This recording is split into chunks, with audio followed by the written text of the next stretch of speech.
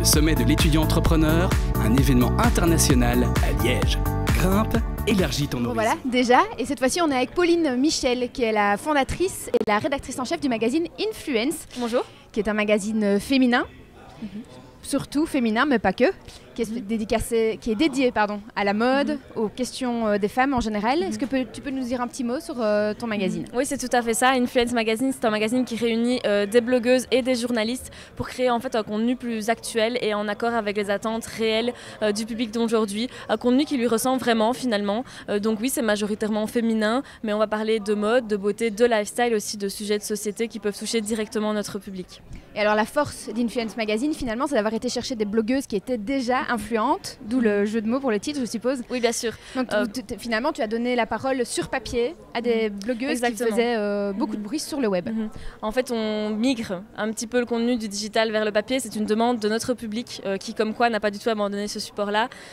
Donc oui, les blogueuses ont déjà leur communauté qui sont des lecteurs potentiels pour nous et elles ont surtout une grande créativité et un regard neuf qui, pour moi, c'est un peu l'avenir des informations. C'est là que le public va vraiment chercher ces informations. Il se reconnaît dans ces influenceurs et c'est ce qu'on a voulu mobiliser en fait, pour que les lecteurs se sentent beaucoup plus proches de notre média que c'est le cas des médias classiques. Ok, formidable. Alors finalement, c'est une très bonne idée. Comme beaucoup de gens peuvent avoir des très bonnes idées quand ils sont chez eux, mais toi, tu as réussi à concrétiser ce projet. Alors, tu as été aidé entre autres par Venture Lab. Est-ce que tu peux nous donner un petit mot sur le parcours et en quoi votre partenariat vous a mené jusqu'ici? Je suis rentrée au Venture Lab très tôt dans le stade de développement du projet et ils m'ont énormément aidé en fait, à dépasser mes propres limites, les limites de mes connaissances. J'ai une formation de journaliste, donc créer le produit, créer le magazine, c'est des choses que j'ai su faire. J'apprends encore aujourd'hui, mais j'ai su le faire, alors que tout le reste de la vente, de la négociation, de tout ce qui est juridique, etc., c'est des compétences que je n'avais pas et que le Venture Lab m'a apporté. En plus du carnet d'adresses et du réseau énorme d'une plateforme comme celle-là et le soutien aussi de toute la créativité en fait, d'un réseau comme celui-là qui est super enrichissant pour des jeunes qui veulent créer. Et donc on sait tous que le carnet d'adresses est vraiment un élément essentiel pour lancer son entreprise.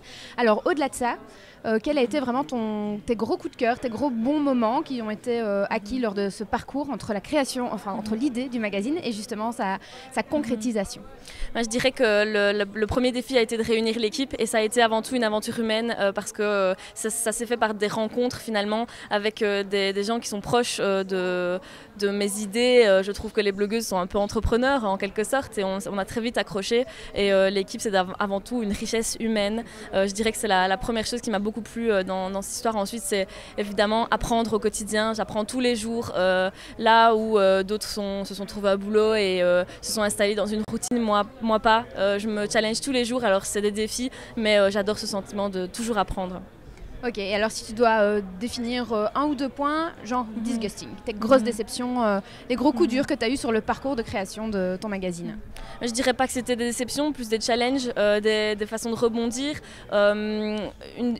Mon premier challenge, ça a été, comme je le disais, de me dépasser la limite de mes compétences, de continuer à apprendre et à pouvoir m'adapter à toutes les situations. Ça a été la première chose qui a été compliquée. Pour la suite, je dirais que c'est tellement de plaisir au quotidien que le plus important, c'est de croire en soi. Et à partir du moment où on y croit, on peut déplacer des montagnes, je pense. Oh, que c'est joliment dit. Merci beaucoup.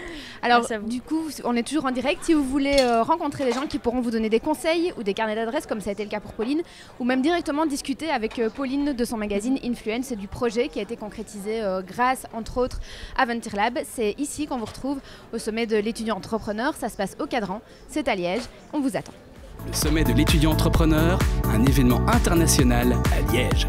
Grimpe, élargis ton horizon.